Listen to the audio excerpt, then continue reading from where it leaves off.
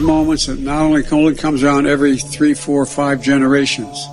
We all know it in our bones that our democracy is at risk. You heard the president say this the other night. He has been very clear on this as well. We may not know all the winners of elections for a few days. What was at stake tonight and this week was the fact whether we will be a democracy in the future, whether our children will be arrested and conceivably killed. Freedom is back in style. Welcome to the revolution. Yeah, we're coming to your city. Gonna play our guitars and sing you a country song. Sean Hannity. The new Sean Hannity Show. More behind-the-scenes information on breaking news and more bold, inspired solutions for America. All right, hour 2, Sean Hannity Show, toll free. It's 800-941-SEAN if you want to be a part of the program. At the bottom of this half hour, we will get an update on what the hell is going on out in Arizona. We were on the program yesterday with Carrie Lake. She'll join us at the bottom of this half hour. And they had announced we have 412,000 votes and some rural votes, but that's about it. Well, they counted 100,000 of them. Now today's total votes uncounted are up to 625,000. How does the math go? How do you magically find these ballots? They're finding out that 384,000 of them have been hand delivered. That would fit the profile in my mind of a Republican that wants their vote counted badly. It's insane. We still can't get real accurate numbers out of Nevada, except that anecdotally it looks like, and according to Adam Laxalt himself, that it's mathematically impossible for Masto to hang on and come back and win that race. So that would be a pickup for the Republicans. They'll also have, it looks in the end, a majority in the House, albeit smaller than maybe people had predicted, but still a majority is a majority in the House. And that's it. That's what matters. Former Speaker of the House, Newt Gingrich, is with us. How are you, sir? I'm good, but I'm with you. The French and the Brazilians have a national election. They count all the votes in one day. Some of the things that go on and are just nuts. And there was a report at one point of several boxes of ballots in Nevada that showed up. This whole thing, and because Republicans tend to vote on election day, and I think Carrie Lake was getting, I think, 70% of the election day votes. So if 20% of the machines just happen to go out in Maricopa County, that specifically hurts Republicans because they're the people most likely to show up and have to wait a long time in line. And you look at these things, and of course, the Secretary of State, who is supposed to be responsible for the election, happens to be the Democratic nominee for governor. A lot of this stuff is crazy. I think mathematically, to the best of my understanding, Carrie Lake is going to end up winning unless the Democrats magically find a whole bunch of extra ballots. And I think that Adam Laxalt is going to end up winning unless they find magically a bunch of ballots. I just talked a few minutes ago with Herschel Walker, who's very positive. He won every overtime game in his career, and he looks at this as just overtime. So he's raring to go, and he's going to be out there with a very positive campaign, drawing the distinction. And I think with Governor, the scale of Governor Kemp's victory, that's clearly there's a real possibility we're going to pick that up. So I think we'll end up by narrow margins being in control of the House and Senate. But Sean, let me tell you what I find the most, and I'm having to rethink everything because you'll remember I thought there was going to be a red wave. I was very confident. Let me tell you, the Cook report just came out a little while ago. They think there were 6 million more Republican votes for the House than Democrats. Now, how can we be up 6 million more votes and only be up a handful of seats? And I find myself having to go back to school and try to rethink everything I thought I knew about American politics because it makes no sense. In other words, this would have been by sheer numbers a wave election. Although, if you look at the numbers, you'd think, wow, these guys are doing great. All of this now, I hope, is leading to a crescendo of nationwide voter integrity. I've been quoting all day. I can't beat the quote myself, so I might as well repeat Marco Rubio's words. How is it Florida was able to count 7.5 million votes in 5 hours? And here we are. I'll get the updated numbers from Kerry Lake at the bottom of the half hour, but we expect around 625,000 votes now outstanding. 384,000 of them, I'm told, were hand delivered the day of, and they can't count that today and give us the results tonight because that also impacts the Senate race of Blake Masters. That would say to me that if the overwhelming day of voting goes to the Republicans, that Blake Masters has a very good shot of coming back and winning that Senate seat. Well, and you'll notice that most of the analysts are not counting Arizona Senate races decided, because I think they're looking at the same numbers you're looking at. But I agree. I think part of what happened was after the great embarrassment of the hanging chads in Florida in 2000 in the Gore-Bush race, Florida really got its act together and it had a series of good governors. And the governors really forced dramatic change on the state. And, of course, Marco Rubio at one point was Speaker of the House in the Florida legislature. So they really went through a modernization, which I think the machines in places like California and Nevada, they don't want modernization. They don't want rapid, accurate counting because then it gets to be too hard to steal. It really is stunning to me that, here it is, all these, it's not complicated. And you're right. They did have the 2000 debacle, and it was a debacle, dimpled, pimpled, hanging, perforated, swinging chads. And what we went through in that post-election era in 2000 was insane. And, then you can add to that the problems. I believe they had, it was 2016 or 2018. I forget which. Ron DeSantis fixed that, brought voter integrity, and in 5 hours they counted 7.5 million votes, and every vote was counted, and nobody questioned the integrity, and nobody questioned the outcome. I mean, that should be standard operating procedure for every state. That's what's frustrating. With all that said, and you look at this race overall, what message are you taking out of this? To be honest, my first message is I don't know. This is not the result I expected. I don't understand how we can have won 6 million extra votes and only pick up a handful of seats. I don't, so I'd have to, I'm literally in a project we're doing that about, the American New Majority Project. We're going to spend probably at least a month just tearing apart everything about this campaign. Because we lost some incumbents that I didn't count on losing, because last time in 2020, we didn't lose any incumbent House members. And of course, in 94, we didn't lose any incumbents. So I want to find out what went wrong with where we, case by case where we did lose an incumbent. And then what happened that we have a whole bunch of races apparently where we're within 1,000 or 2,000 votes, but we don't quite get there. And what should we learn from that? Because if we'd picked up all those close races, which is what I had thought would happen, we'd have been in great shape. So there are a number of things that I think we don't understand right now. And I'm not willing to go out on a limb. I'm happy to tell people, and if they heard me on your shows over the last few months, they will remember I was wrong. Well, when you're wrong, I think American pragmatism says, look at the facts, go back and rethink it, and try to figure out, for the next time, what you should do differently. But your analysis brings me to something that I observe as a radio and television host.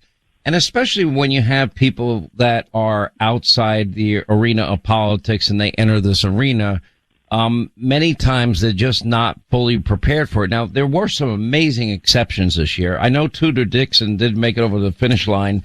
She destroyed Gretchen Whitmer in those debates, absolutely pulverized her. Tiffany Smiley emerged as an amazing politician, even though it was her first time.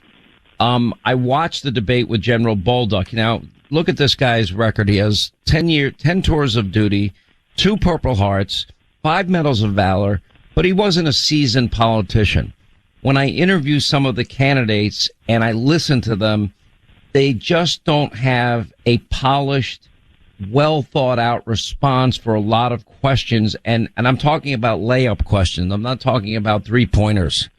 And I think that there has to be a system whereby media training is given to some of these newer candidates in particular, because and even some of the veterans, frankly, they don't communicate particularly well either. So I do think there's a communication issue and an inability to deal with the media issue. Yeah, part of it is the culture of the Republican Party. The Democrats are the natural party of Hollywood and trial lawyers, and both of those are places where words matter and performances matter. And the Republicans tend to be the party of managers and almost take pride in being inarticulate. And that's just goofy. I mean, I as you know, I spent my whole life trying to train the party and trying to talk about ideas. Now, I will say, by the way, on behalf of Herschel Walker, I don't know, I know you saw this, but I don't know if our audience has, but Herschel underwent real training, and by a plurality, Georgians said he beat Warnock in the one debate they had, came across as more sincere, better prepared, more accurate, and you could see Warnock shrink all during the debate because as a professional preacher, he entered that debate thinking he would demolish Herschel because he's so much more glib and earns a living out of speaking. And it began to hit him that Herschel was scoring all the points. I think that was by the way, that is a great case in point because, look, I don't think that speaking would be his forte, but Herschel Walker, what came across more than anything else on top of his enormous likability quotient that he has, he's just so likable. And he's authentic. He learned the playbook. The real Herschel. Right. But it was clear that he also had studied up on the issues, spent time thinking about them, and had answers prepared and was ready for everything they threw at him. And I thought he did a really good job with it. I didn't think General Bolduc did particularly bad, but he's certainly going up against a seasoned, polished politician like Maggie Hassan. It was just a little bit of a different environment. Well, look, in the case of both Bolduc and Oz, remember also they both had huge amounts of money spent in the primary, weakening them. I think in Oz's case, it was $40 million spent by his Republican opponent attacking him. And in the case of Bolduc, for reasons I've never understood, McConnell actually went in and spent $4 million trying to beat him in the primary. And so both of those guys had to climb out of holes that their own party had dug. All right, quick break. We'll come right back. We'll continue. 800-941-SEAN, our number. More with Newt Gingrich and then Carrie Lake at the bottom of the hour. All right, we continue with former Speaker of the House, Newt Gingrich is with us. Well, in the case of Oz, my analysis is this. I had never heard of Doug Mastriano, and I met him, and you were with him when we did the town hall in Pennsylvania. A very nice guy. I think he would have done a good job as governor. Put that aside now for a minute. But he was running on a platform that had no exceptions on abortion. Abortion, for Democrats, at least when you look at the exit polls, was a big issue for them, bigger than I thought it was going to be. And his answer was no exceptions for rape, incest, or the mother's life. And I just don't think politically, I'm talking politically, that is a viable position in Pennsylvania. He lost by 13. Oz lost by 2. That means that Oz had a double-digit crossover split ticket voting take place, which never happens. That's an impossible number to achieve in my mind. Yeah, I think that's right. Listen, I lived through that one time because the second time I ran, we had Gerald Ford as the incumbent president against Jimmy Carter of Georgia, and I got twice as many votes in my home county as Ford did, and I still lost with 48.3%. So, I mean, there are times when you just can't climb past a certain point. Yeah, well, and I think Oz hit his max. And with that said, the people of Pennsylvania are stuck with this radical, trust fund brat in a hoodie. I think there were two really big things that did happen that should make Republicans spend a lot of time thinking about how it all occurs. One, of course, is this extraordinary scale of DeSantis' victory and the degree to which he and Marco Rubio, they both carried Miami-Dade, which had never been done before by a team like that. Jeb Bush carried it one time. But that's a county that I think Hillary carried by 29 points. And DeSantis carried a majority of Latinos. Florida is a state which is literally shifted now into a Republican base. And then the other thing is... Mr. Speaker, by the way, they got 850 people moving there a day. Here's one of the problems, though. They're moving from New York, New Jersey, Pennsylvania, Wisconsin, Michigan, and Illinois, and Indiana. guess what? That makes those states harder to win for Republicans because the people moving tend to be more conservative. That's a problem. Yeah, no, that's right. But the other thing I was going to say is that the margin is going to be much narrower than I thought it would be, much narrower than I'd like it to be. But the fact is, on January 3rd, Nancy Pelosi is going to hand the gavel to Kevin McCarthy, and Kevin is going to the transfer of power from a left-wing Democrat to a conservative Republican is going to be gigantic, and is something which I think really people they're underestimating how big a difference. A friend of mine, Calista, said the late election night we were down with Kevin watching the returns, and she turned to me, having served as the chief clerk in the Agriculture Committee. She said, a majority is a majority. And then Kevin's lawyer, a great young person named Mackla Carr, said, they don't make big gavels and medium gavels and small gavels. Yep, they make one size.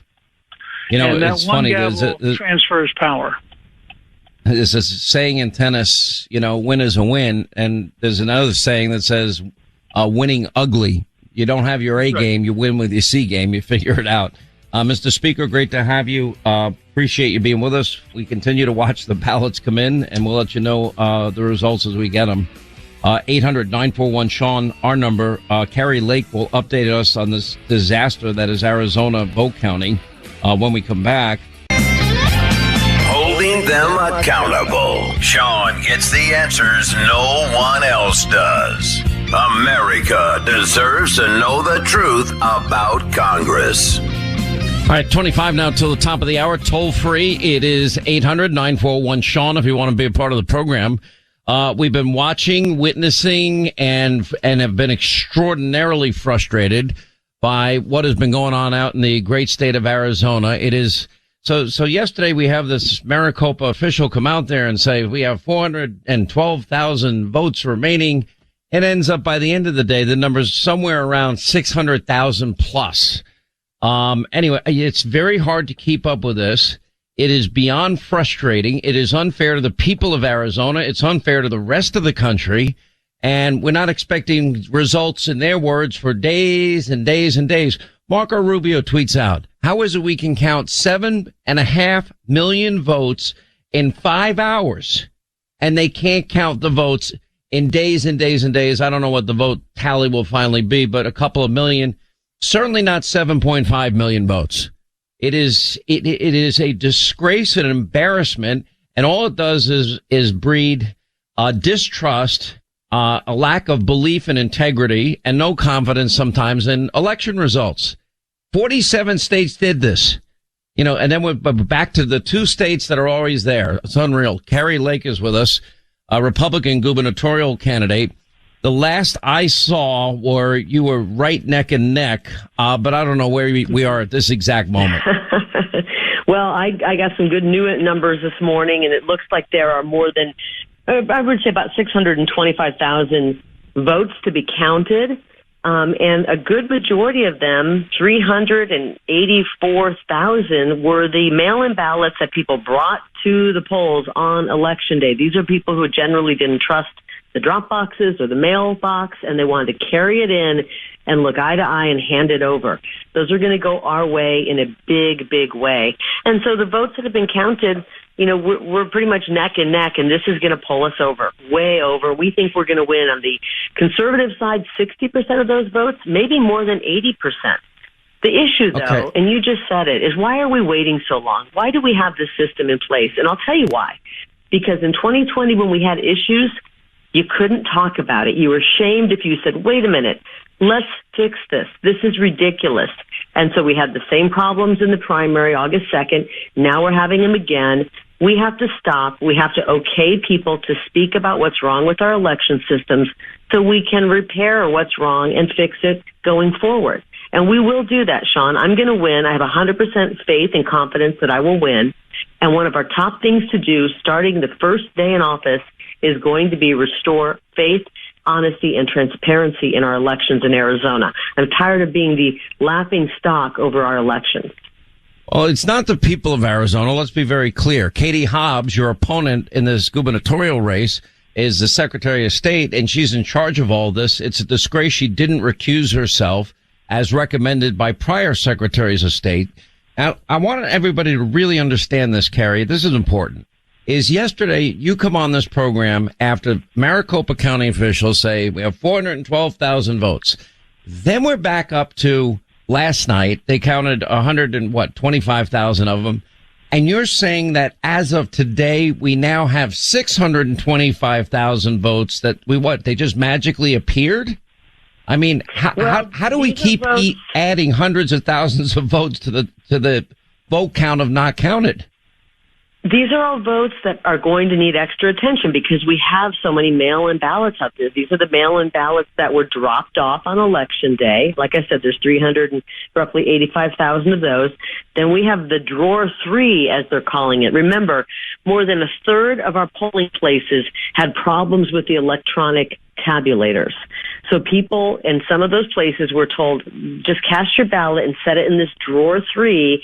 We'll take it down to the county and we'll count it. So we've got those ballots as well. Then we have just early ballots that were mailed in, so they need a lot of extra TLC. You got to double check the signature, open it up, put it through the machine. And then we have provisional ballots. So we've got a lot of, because of the way our election systems are run, it drags things out. This isn't rocket science. We need to get back to a simpler way of doing it the way we used to do it, where we had election day, not election month. And when you have election month, you have a lot of problems that arise in a month's time. All right. I want to make sure that I really understand the math here. And by the way, thank you for being very patient and helping this audience understand it. I think at the end of the day, it is creating great anger amongst the people in this country, all the 47 states. They have a right to know that their states did their job. They got election results out, and people are very invested in this. We still have a Senate race, which I want to ask you about in a second. So as of right now today, we have 625,000 uncounted votes in Arizona. 384,000 were hand delivered on Election Day. Is that correct? Let's start there. That's correct. Now, that's out of 13 out of 15 counties, so there's 2 counties missing, and I'm hearing word that Navajo County has 5,000. To add to that would be the mail-ins that they dropped off. I'm still trying to verify that. So roughly, these are rough, 625,000 need to be counted. 384,000 are those, somebody took their mail-in and handed it to the person at the polling place on Election Day. 17,000 were in drawer 3, which means the machines weren't working and they just had to put it there in a box to be counted later. We have 187,000 early ballots left to be counted, 16,000 provisional ballots, and then we have Election Day mail, the ballots that showed up on Election Day in the mail. We have 16,000. It's a mess. Whatever, any way you slice it. But the grand total we believe now is 625,000. However, there are 2 or 3 counties that have not reported what they have. Is that where we are? I'm trying to get the total vote here, and I'll tell you why this is important. Because I have no doubt you're going to be the next governor of Arizona. None whatsoever. Mathematically, it fits the profile of a Republican distrustful voter in Arizona that's had it. And they so wanted their vote counted that they decided to walk it in on Election Day themselves rather than risk mailing it and it not being counted. That would fit the profile. 384,000 of those. When we start getting into these numbers, and then you're right you're almost tied. You're statistically tied right now. So this math will favor you dramatically. Yeah. I would also imagine that it would favor Blake Masters, who the last I checked was down about 100,000 votes. Now, with this amount, if he were to win 65%, you think it's even going to be higher of the outstanding votes? He could be elected senator. Yeah, I mean, I don't know I haven't been analyzing his numbers as much, but our team believes of those, 384,000. We could, on a low scale, we could get 60%. We could get more than 80% of those. So it just depends how many of those votes we get. We are going to get the majority of those. We don't need that many to win, and we will win. The question is if it's much higher, above 80%, I think Blake easily wins as well. that would be, is 80% of any vote count is going to be hard to get, isn't it? Or am I misreading this? Yeah. I mean, if these truly are people who are so fed up that they are walking their ballot in on election day to a polling place, you know, we did see some of these counties that we had over 80% of the vote when the numbers were dropping. I think that would be on the very high side, but I think we think that's possible. We're aiming for something higher, but if we even get 60% or even a little over 50%, we're fine. Wow. I mean, I'm never speechless. This is rendering me speechless. I've been broadcasting since 1987, before you were born, and I am telling you, this is the most unbelievable thing I've ever heard in my life. Now, are you going to come on the program tomorrow and tell us that we've doubled the 625,000 and we now have, over 1 million votes that need to be counted? I hope not. I mean, I'm just as baffled and upset as you, because I'm the candidate. We worked 525 days campaigning, and we want results. And I want results for the people of Arizona. And so I think we're coming on maybe tonight, your show. I'm not sure. I'll have to look at my schedule. No, and, you are on the show. And they will give us a nice big drop of ballots tonight. But I think we can all agree, Sean, this system isn't working this way. It's not smart. It's not fair to Arizona. It's not fair to the rest of the country.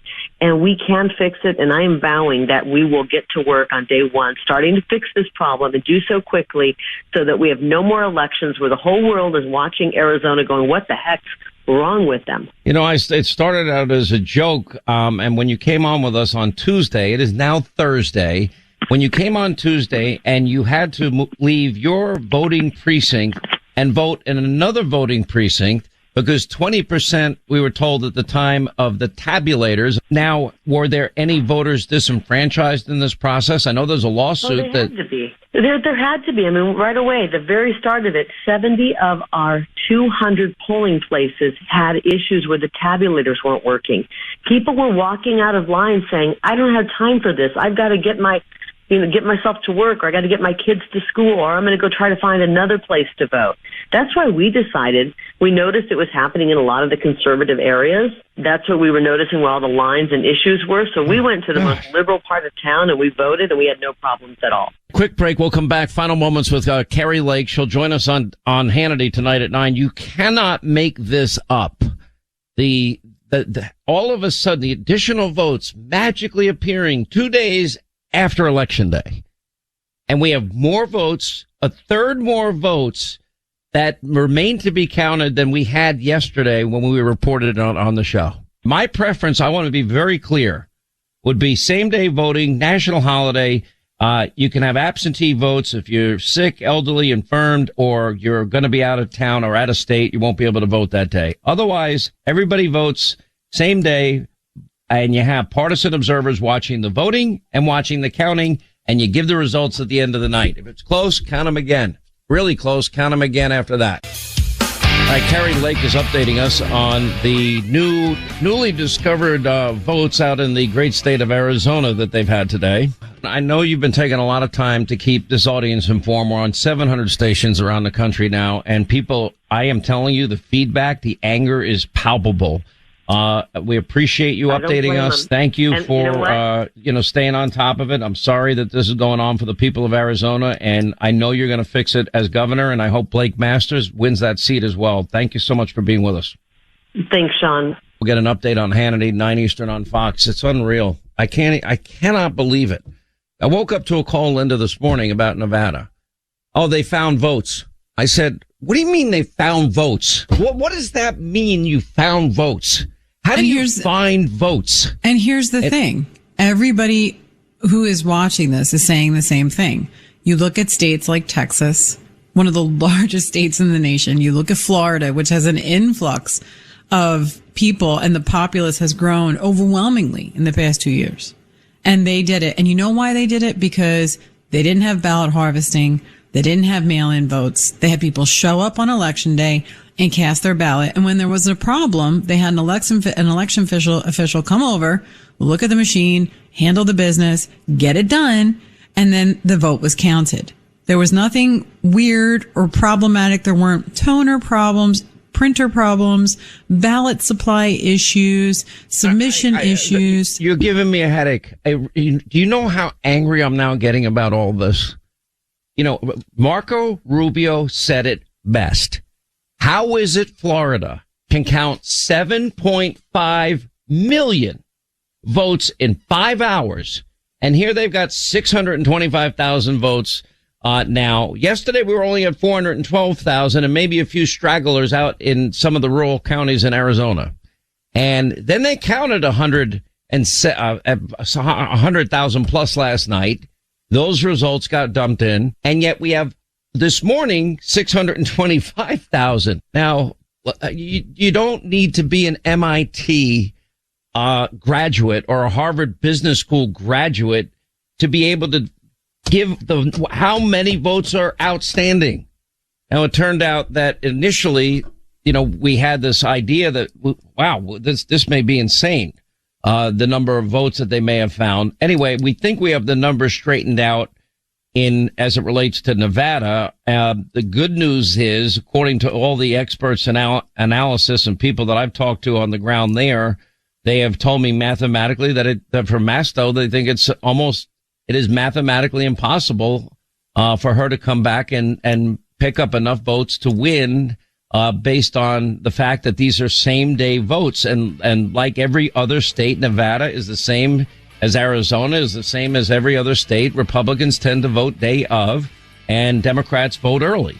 So, but with this system, how can I confidently tell this audience that, it's looking good for Adam Laxalt, he has a lead, but, the vote numbers, outstanding vote numbers keep changing every 5 minutes.